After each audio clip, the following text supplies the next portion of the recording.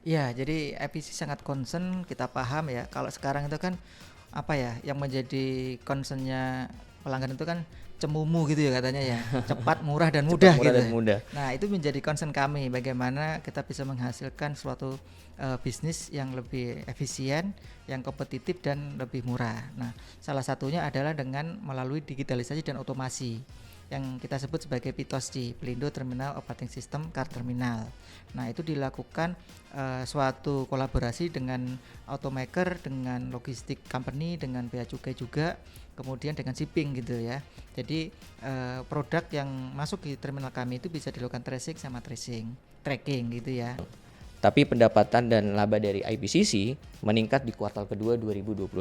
Bicara terkait dengan EV dari BYD gitu ya Pak Oh ya. iya iya. Nah, mengingat proyeksi pertumbuhan pasar kendaraan listrik Pak Iya di iya. Indonesia, bagaimana IPCC memproyeksikan perubahan komposisi kargo dari kendaraan konvensional ke EV di terminalnya, dan bagaimana hal ini akan mempengaruhi strategi operasional dan investasi perusahaan dalam 3-5 tahun ke depan Pak? Iya, jadi ini menarik nih Mas Indra. Kalau zaman dulu setelah ada Cina itu memang punya fokus di mobil EV. EV. Dan kalau kita lihat di sana ya, mungkin di Shenzhen atau di Shanghai itu hampir 60% 70% udah listrik semuanya.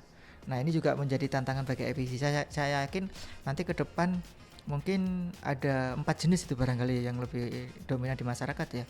Pertama mobil internal combustion engine, mobil hybrid, kemudian mobil hidrogen, kemudian ada mobil listrik begitu. Nah sekarang tergantung efisiensi yang mana nih para masyarakat dan pelanggan yang menggunakan mobil ini gitu.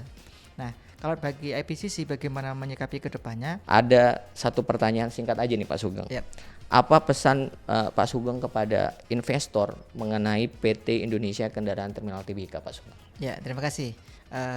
Kami ucapkan